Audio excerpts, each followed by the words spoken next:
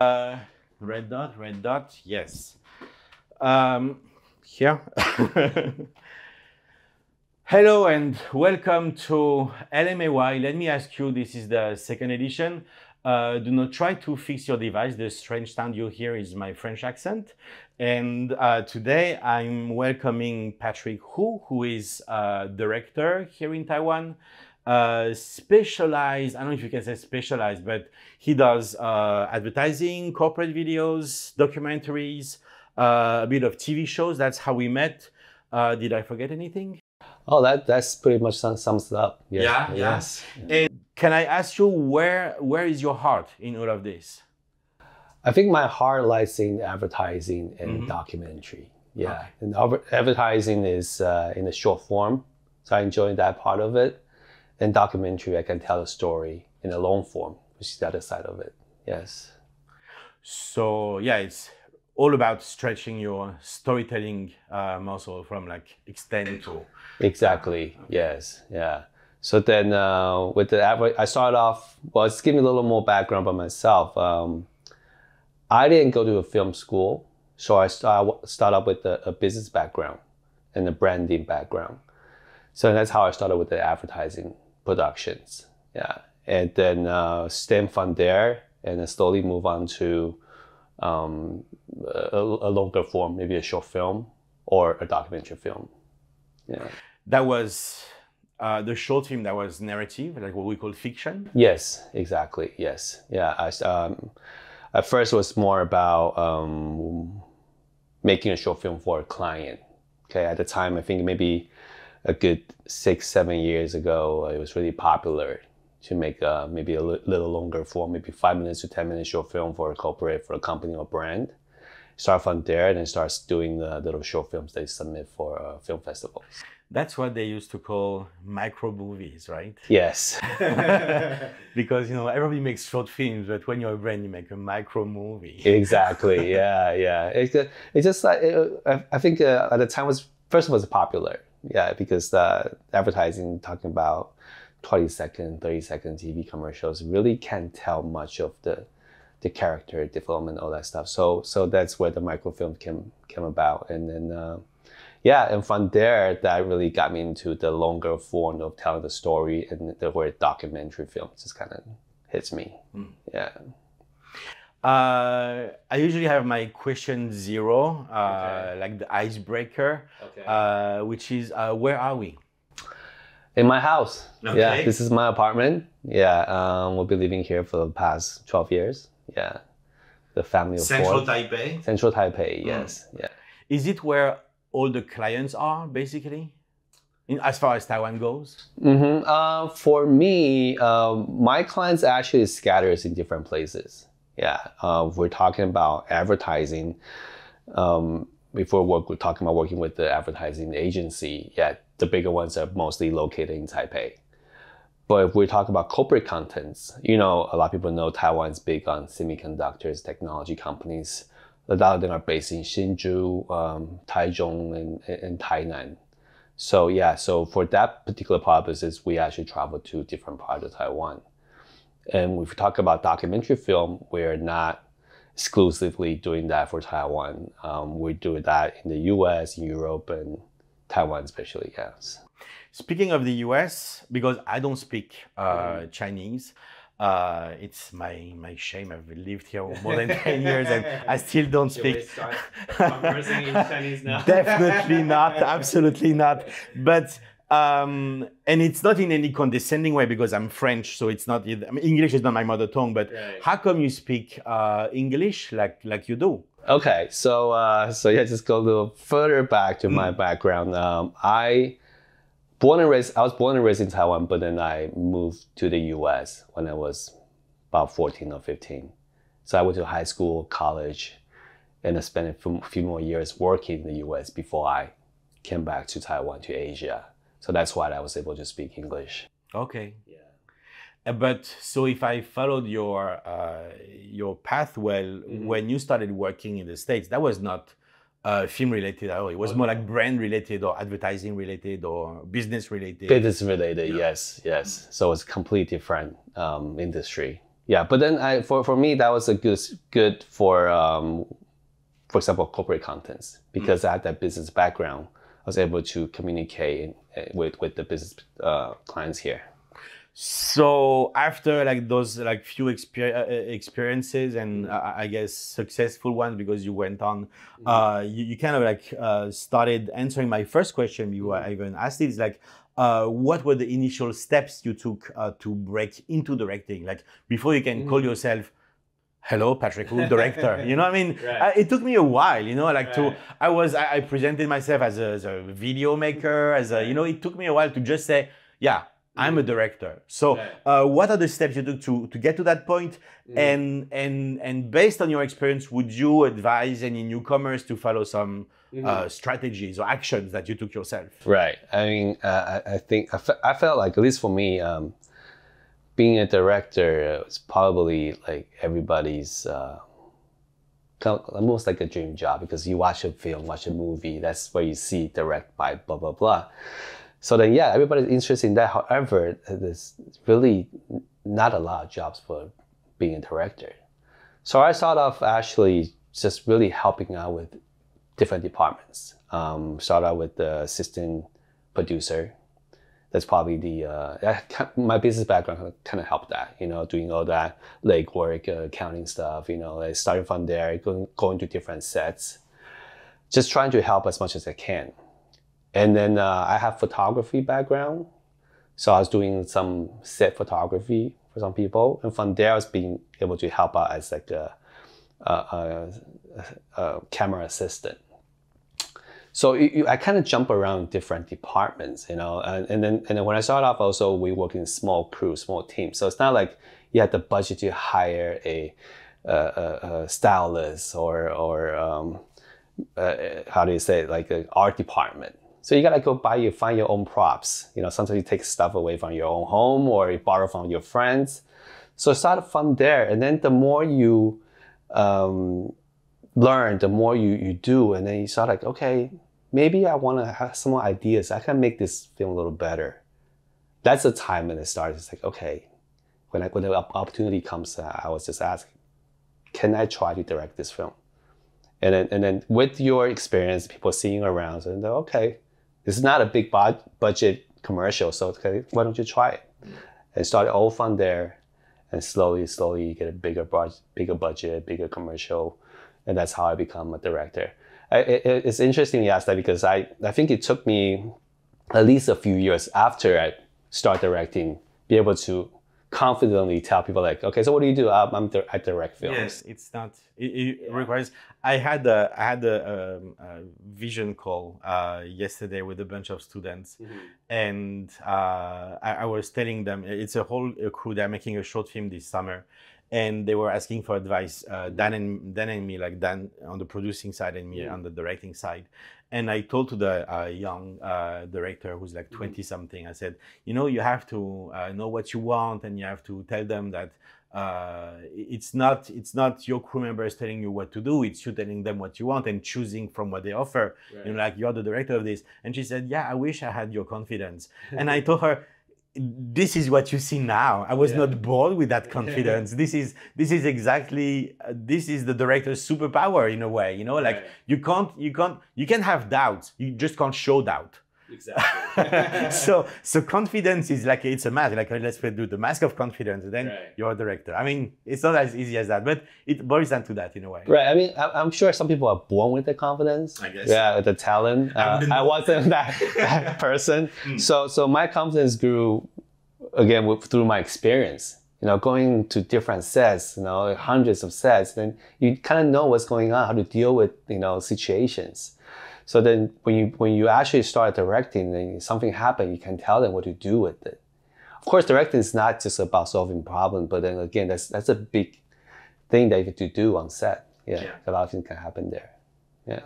Can you detail your pre-production process for a typical project? Okay. By that I mean, what are the elements that you focus on to ensure a smooth shoot? Okay, so I think from here, because documentary, advertising, and corporate, they're all kind of different. But then since I focus a lot more on advertising and corporate content, I can maybe start from there. They're more similar in some sense. Yeah. Usually with corporate contents and advertising, you don't normally initiate the project. Of course, like with my company, we do branding and strategies. So we'll pitch to our clients like, hey, maybe this is what you can do. But then a lot more times it's more like client wanted something. You know, they have a new product launch. Maybe they have they wanted to increase their brand awareness and brand image. So they come to you, and then they tell you what they wanted. But then again, because they're not the expert in doing this, so that you have to give them suggestions. That's where we start with the pitch. That's the first step. And from there, I think with that pitch, and the client would know if you are the type of person they want to work with. That equals everything. Are you professional enough? Are you responding to their questions promptly?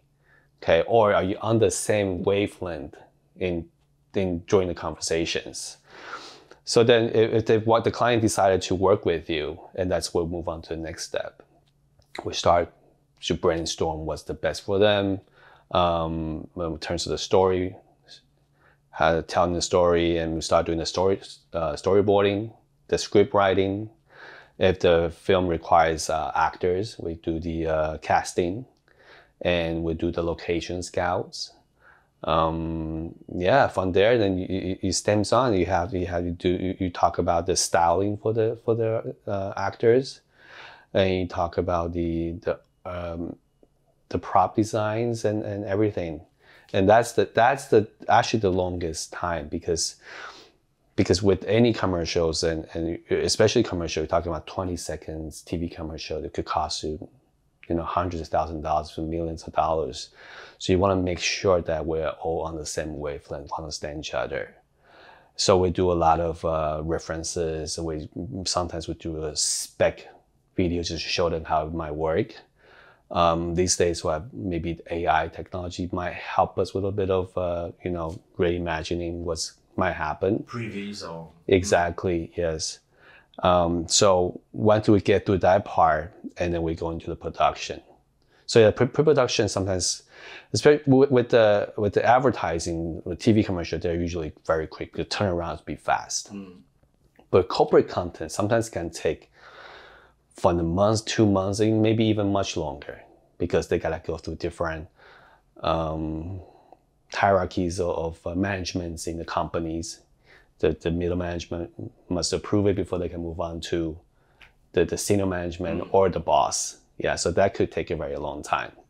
But it's very rewarding once the company agrees to work with you. A lot of times with the corporate content, they will stick with you a bit longer. Yeah, because with the bigger company, they might have different kind of projects you can work with. Not just maybe start with a branding video. Maybe they need another video for the HR purpose, recruiting purpose, or internal communication. So that's why we don't work with clients as a one-off case. We try to work with them as a long-term base. So would you say there is more client loyalty in the corporate realm than in the strictly advertising, like B2C realm? For us, it is, yes. But then of course, they will internally need to review it every year or so and see if you are still suitable to work with them. But then it's kind of like, if you think of Apple working with Foxconn on an iPhone, it took them a while to get the job. So once they start working together, it's not that easy to move on to another company that works iPhone for them. There's a lot of education to do again. Exactly, understand the company culture, then their brand positioning. That's a whole process. That's why the pre-production takes so long and so important. Yeah, so if you work at a company for a year or two, then you know exactly what they wanted. You can do very good job with your videos and turn it around very quickly. Yeah, but that doesn't mean like you don't need to, work harder every year. Yes, But so you have a company, and you are in a relationship with the client when you are within the frame of production of any kind of project, from pre-production to delivery. But this is something that I'm also confronted with.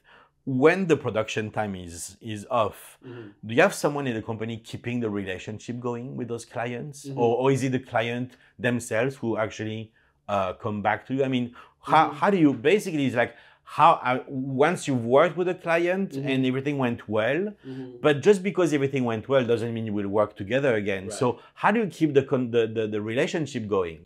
Okay, so for our company, we'll have an account executive that continues to, to talk with the client, maybe give them suggestions on things. We share our new work, just kind of like an opener, like, every once in a while, just let them know what we've been doing so they won't forget about us. And in Taiwan, it's always, holidays is a custom. You send them little gifts. It's not a bribery or anything, it's just a custom thing here. Chinese New Year or Dragon Boat Festival. Exactly, yes. Just let them know that we still think of you and stuff like that. So that's how we to keep in touch with the clients. So it's actually important. You can't skip those. I don't think you can. Yes, it's important, and I think it's important is you can't make it just pure business to business. You want to take it to a little more personal level. When I said that, doesn't mean that you should call them like a friend, start talking about your love stories. Or your kids. Yeah, exactly. I don't want to hear that. But it's more like, from a professional level, they know that you constantly think of them and then trying to, you solve something. For example, if the client release something with new product, then you can say, hey, maybe I have some ideas. It's just ideas are it's okay. Just give it to them and let them know that maybe this could help them. They can decide they want to do it or they don't want to do it, but you can start a conversation that way. Yeah, so that we do. Of course, like with all these years, we have lots of clients. It's very difficult to keep in touch with every one of them, but you definitely have to prioritize. It's also your choice, actually. I mean, obviously, you want to keep in touch with the good ones. Exactly, the good ones, the one, they're first of all, they're too easier to work with. Or the ones that pay faster, Yes. I can relate to that. I mean, we've had like good clients. They don't pay much, right, but they pay on time, and we go through 2 or 3 revisions. Right.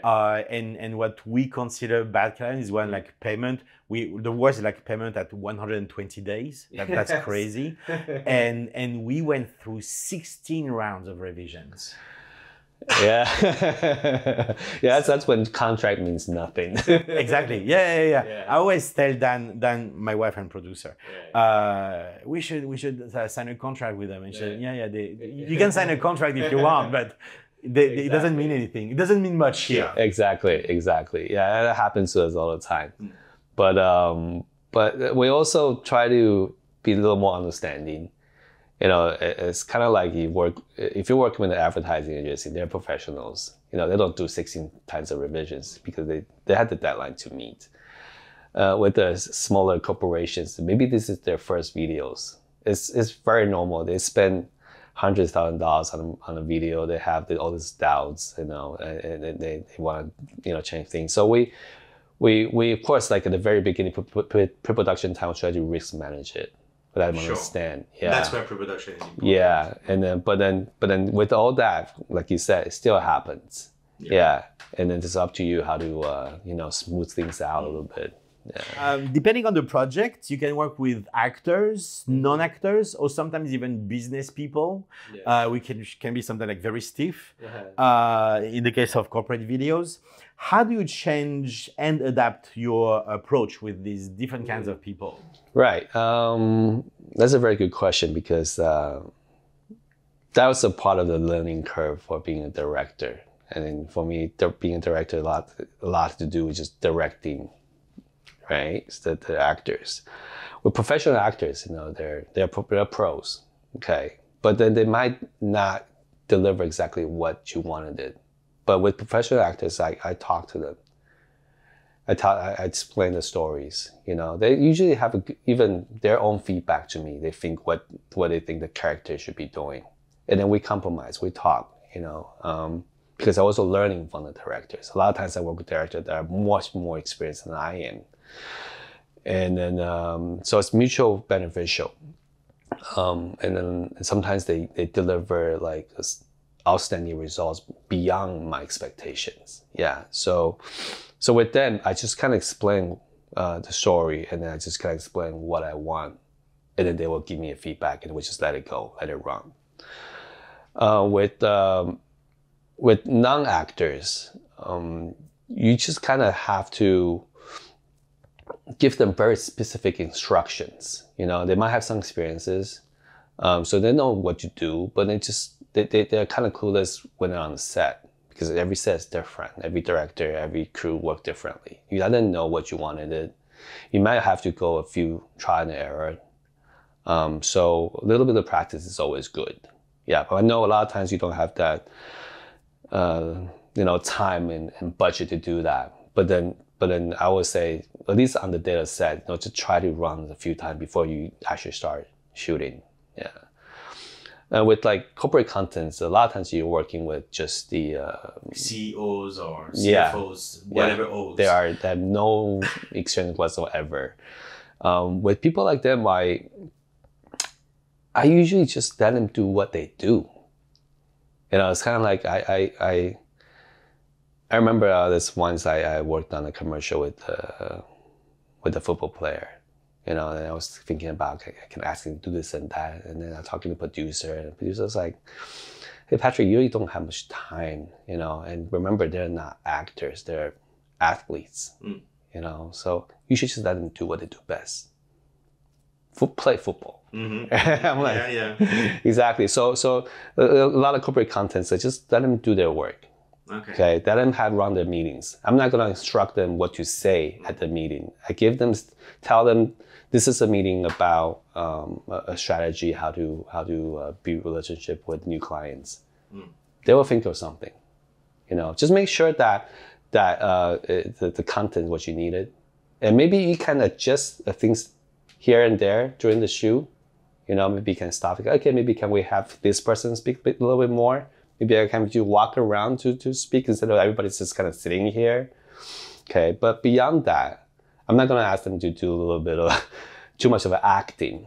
Yeah, just do what they do normally, and it's up to you to put everything, piece them together. In advertising and corporate videos, clients' satisfaction is paramount. I mean, you can't live without it, or you won't live anymore any longer. How do you manage client expectations and feedback without compromising your creative vision? Okay, I think it really depends on the situation. Yeah, some companies, especially the ones we work with, like really traditional kind of sense. I know as a filmmaker, always try to do something different and be really creative, but it might not be the most suitable for them. Yeah, or they just can't imagine it. So we have to kind of tone down ourselves a bit. Yeah. Remember that when they come to us, they want to do either a brand video or product video. They're trying to solve an issue. If they wanted to do a product video, they probably trying to launch something. They're trying to get sales. Okay, so whatever their suggestions or what's coming from them, you value them pretty highly, because you can't know every industry, you can't know every product. So you listen, you take your notes, you listen, and you value their words, and then you add a little bit of creativity into it and see how they take it. If they take that idea, then maybe you can up a notch to see how they respond. Yeah, so I don't go like full throttle with them. Be like, oh, I think this is right. I think you should do this and that. No, I listen to you, and then I give you my feedback. At the end of the day, I'm trying to solve your problem. Okay.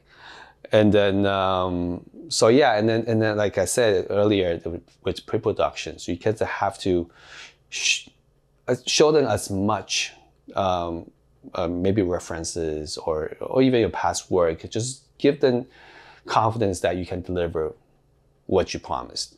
Budgets never stop shrinking while the expected quality on the end product remains unchanged. And so how do you manage this divide with, you know, like less money, but sometimes like the reference, like they give you a 1 million NT reference video, but they only give you, let's say, 250 to make it. Right.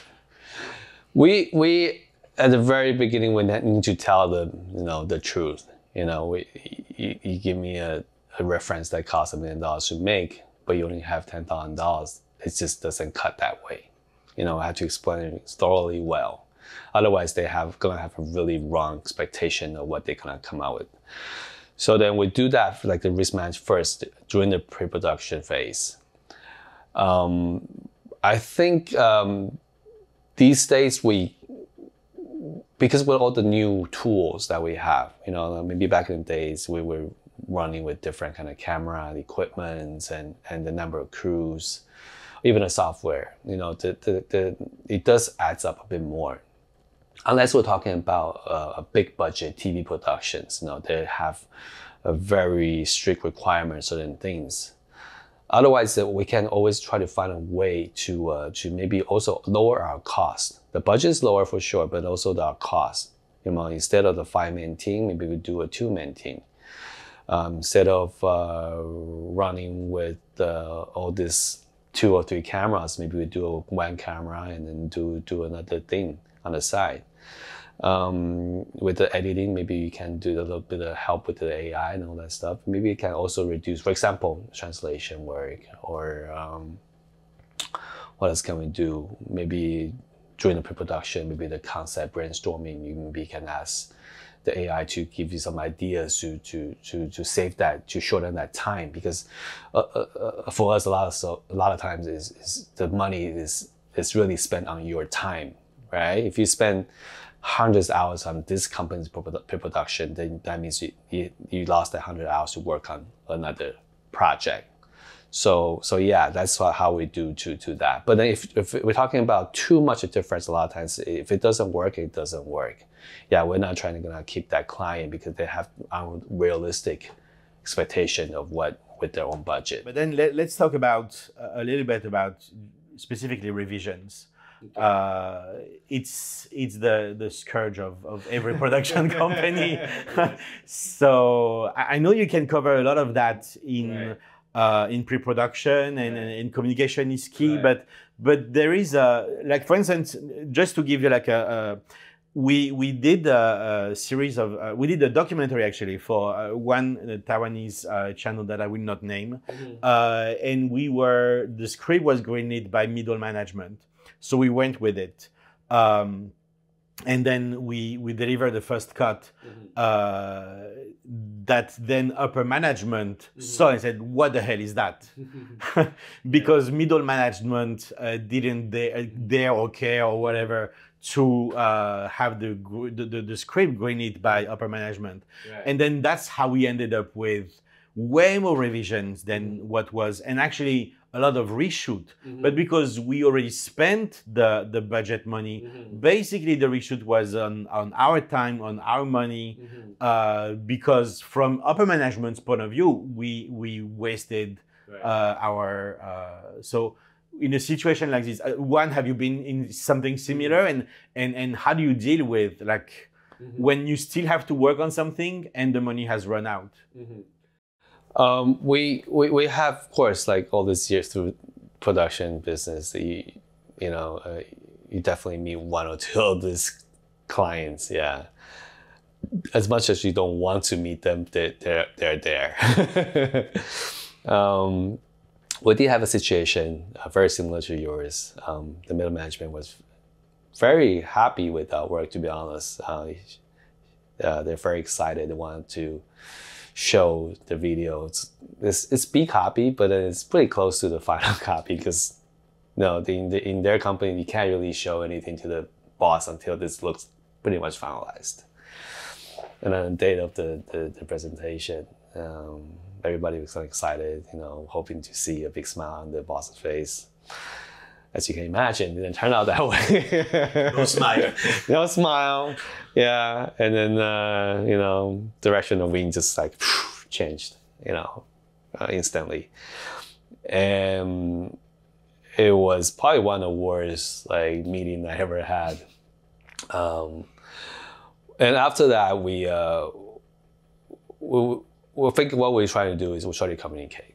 Okay. First of all, like I said, at the pre-production stage, we let them know how many revisions we could have. You know, of course they don't really stick by it, but then it's state on the contract. So I will stick to that. That's one thing. Another thing is that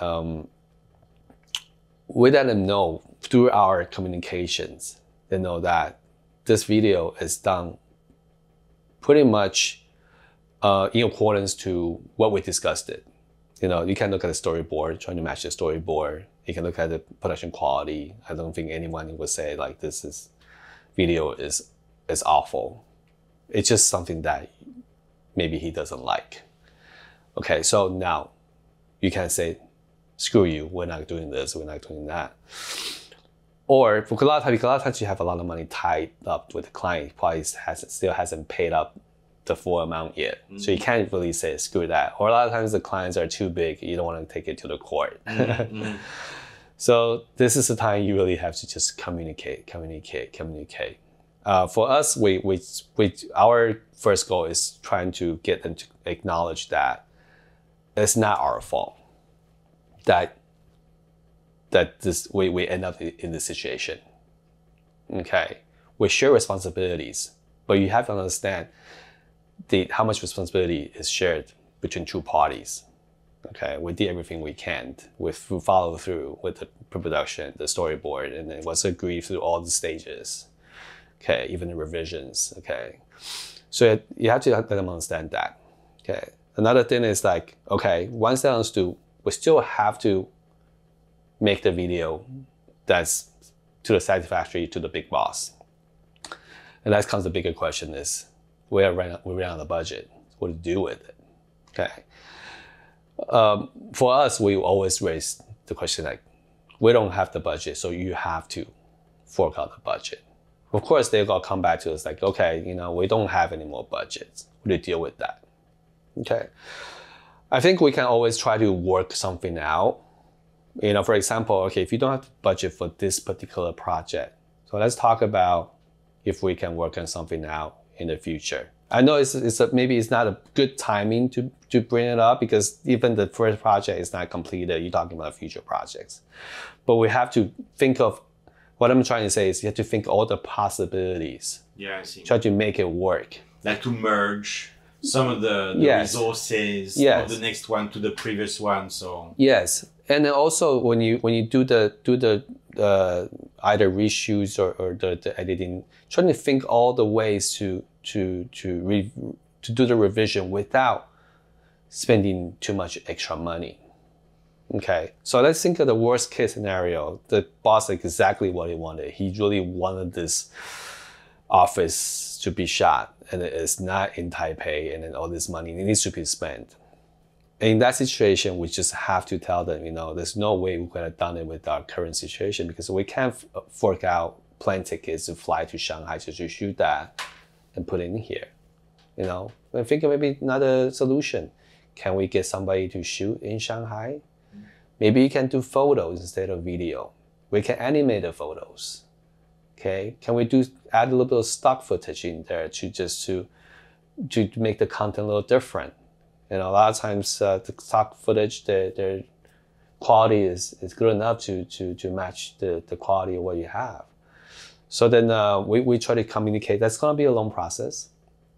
But then I think one thing is they know that you're dedicated to solve the issue. So you're not just saying, okay, no, screw you, we're not doing this. We didn't do anything wrong, so your fault. And that's when things just stopped. You're probably never going to get your payment, and the video will never be completed. Everybody's wasted their time and money. That's not what I wanted. Maybe the project will finally ended. You're probably not going to be making a ton, maybe not even making money on it. But our goal is not to lose money at it. So at least that video can be shared in the future for another pitch or something. That's what we do. At worst, you only wasted time. But yes. But we always have confidence in the videos that we produce. So either way, this video could be used for our portfolio or something. Yeah. Unfortunately, those things happen, but thank God it's not always like that. Yes, very few. Out of my Yeah. career, it only happened once or twice. Yeah. Speaking of problems, there are like problems with clients when the product is like not up to what they were expecting or whatnot. There are also sometimes problems that you encounter on set. And then when that happens, what is your go-to solution for resolving those problems quickly and efficiently? Okay, let's just say the weather. Okay, a lot of times happen. You had an outdoor shoot, and then all of a sudden it start raining. It's Taipei, in Taiwan. I mean, it happens a lot. Okay, and you only have so much time. So what do you do with it? That's when you really have to think about the director. What do you do with the script? Okay, you might have to change the script on spot. If the client's on set, you communicate with the clients. Okay, if that scene is extremely crucial, we'll have to talk about maybe the extra data shooting that might incur extra expenses, and that also need to be communicated. Okay, everything like I think I mentioned communication a lot because for us, you can't make a film just by yourself. We're not talking about a vlog. So any film within a two-person team or interview like this, or talking about a commercial or fictional work that has maybe hundreds of people on set, communication is crucial. So anything arises, you communicate first. Okay, don't just trying to hit the problems and all that. So yeah, maybe if it rains, maybe you could change the script a little bit. It might even work to your favor because sometimes you want the rain, you don't have the rain. Okay, if you want the sun, then maybe you have to wait a little bit. Okay, maybe you can shoot another scene first. You can move to the indoor spot, talk to your producer. Can we move to the indoor scene first and then do this other scene, outdoor scene later? Okay, so yeah, that's how we try to solve the problem on set. And besides that, I think there's always little things that happen, little glitches. The camera's not working for some reason. The light somehow fell apart.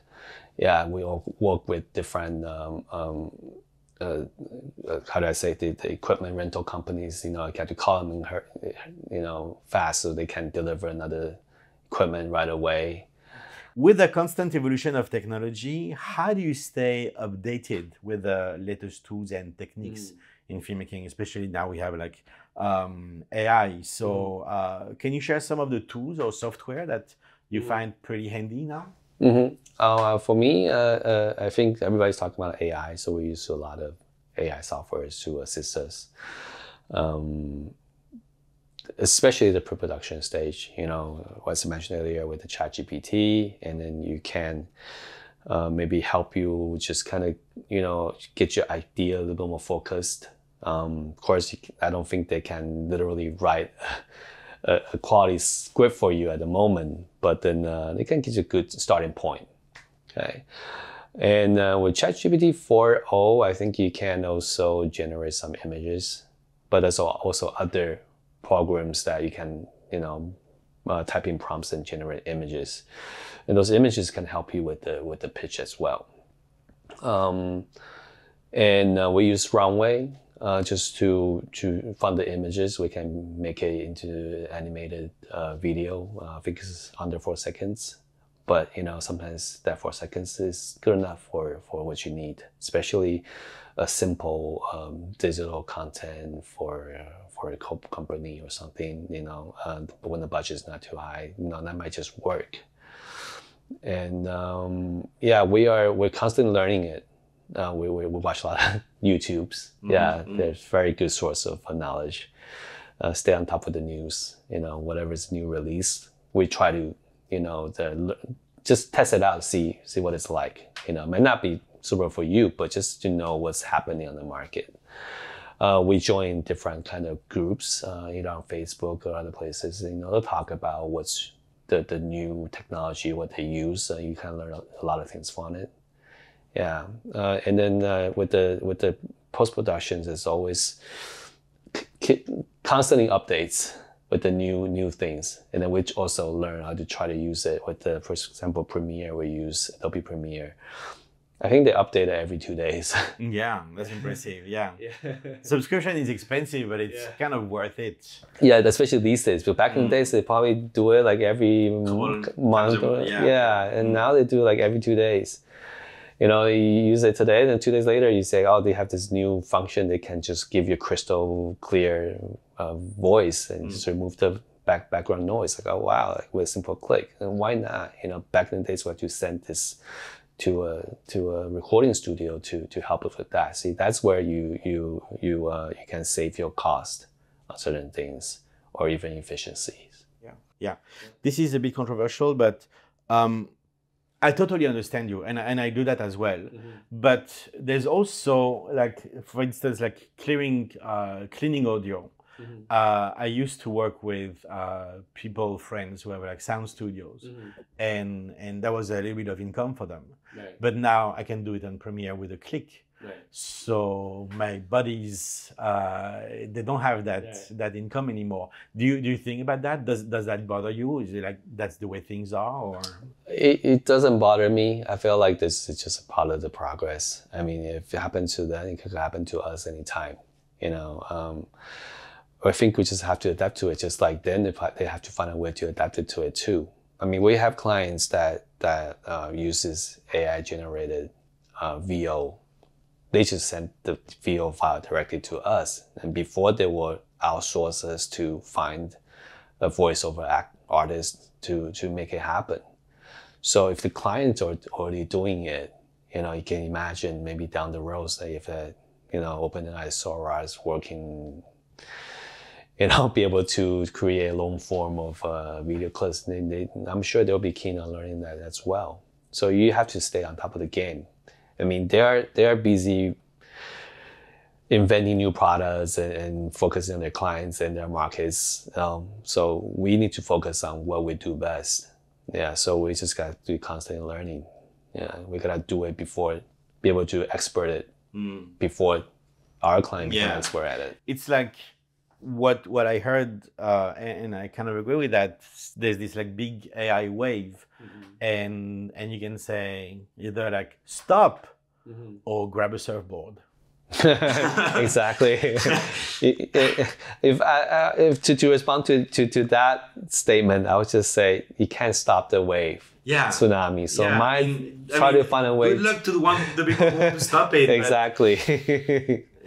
And again, it's not like happily merrily. I do feel for my like voiceover friends or sound studio friends and like Sora is not there yet. Maybe it will be, and then we'll be on the line. And it's not like, oh, I don't care, it's not me now. It's not my problem yet, so it's not my problem at all. It is part of our problem, but we can't focus all our energy on fighting AI, and because there's no fighting it, the genie is out of the box. We can't put it back in. But yeah, like you said, like adapting, finding solutions. And I think in a way, like what we are doing here, this kind of content, AI can't do it. I mean, if we go back to, like the human level of, interactions and experience, and I mean, maybe eventually we'll be all replaced by robots, but that's another scenario. But at this point, there's probably, and I think there's also value for the clients who see AI as like something, a new magic wand or something, and tell them, it can be quite magical and quite dazzling in a way, but to connect on a human level with your clients, they need human content. Yeah, I seriously, I mean, I love AI. I think it's helping us a lot. In terms of not just the business, but like in society in general. Of course, there are also risks and dangers to it. I feel like I don't feel the threat that the AI will be like taking over all our work. At the moment, I feel like it's really kind of helping us. And then the more I use it, and then the more I see opportunities with it. So I'm very keen on learning all these technologies. Yeah, and then and also I'm benefiting from it. Yeah, and I do feel like there's gonna be a long way until you can just really just type out a script and put it in the computer, and then 20 minutes later it comes out 90 minutes of feature film with all this negativity work. I don't think that's gonna happen, at least not anytime soon. And I think, like you said, that the person-to-person element is extremely important. That's why I'm also into documentaries. You know, you're telling a real person's story, you're documenting what's happening. Why do I want a fake person or a computerized person in there? But you can have a little bit of AI to help you to fix the things here and there. But I want a genuine person in there. I do feel like there's a need for people wanting to watch the genuine contents. Kind of like everybody going electric cars, but still people are devoted into the manual shift and the gasoline. Or you're talking about people on digital cameras, or people are into shooting with film. It's just a different look and different feel to it. I don't think any computers can replace the genuine human emotions, at least not for a short period of time. Which brings us to our last question. And it's more about passing on the relay or the torch. I want to know, what are your thoughts on internship and mentorship? Do you think it's the role of more senior filmmakers? We're not exactly seniors, but we have a bit more experience than, like older, a bit more experienced, to teach the new ones? Or you think they should just break the mold and carve their own path? For me, for our company, we had interns to help us, and then it's almost like mutually beneficial, because, like I said, the younger ones they got in touch with technology a lot earlier than we did. They grew up with the phone, social media, all that stuff. So you know, you give them a project to do. A lot of times they probably do a little quicker. I remember I was still stuck with Microsoft Excel and PowerPoint when everybody's already on Google Doc, and then it was like, oh, you can just share that. You know, of course, it's been a little while. Exactly, yeah. So then, yes, I'm learning from them as well. But then again, like the core values, like I said, you know, they need to know the ethics of you know, how to make a film and telling a good story. That doesn't change much. And then you give them that concept, you know. But the rest, I've preferred to just kind of let them run, let them watch, you know, because that's how I learned. Like I said, I was on set doing set photography. I'm especially a set photographer. You're the one who just watch. You don't get involved with anybody. So I had a privilege just kind of stand there and be able to mingle with every department at the same time. Don't get involved with every department. So you get to see everybody, what they do. So you learn from there, and then through there you can also find your passion. You know, sometimes maybe you want to be a photographer, but you ended up like, hey, you know what, I really like the producing jobs. I like what they do. Or the sets or costume. Exactly. Yeah. I can't teach them everything. And again, like back to the earlier question, the technology and the world is always changing. So then I only can pave them the way and let them know what's the basics and fundamentals. And the rest is really, they have to kind of learn themselves. Yeah. And then if I can help along the way, then I will do. But I don't think I want to be like, hey, you should do this, you should do that. I think you're suitable for this, you should do that. Then I don't think that's my goal. I see. Yeah. Well, that's the end of our interview. I want to thank you again for doing this with me. Red point check over there. Yeah. Just before we say goodbye, what is the name of your company? Halide. Okay. Yeah. And I will put the link of the company. You have a website in the comments below. That's how they do the YouTubers, in the comments below. Thanks again, and thank you all for watching, and I'll see you in the next one. Bye. Thank you. Thank you. Bye. Bye. Cool. Thank you.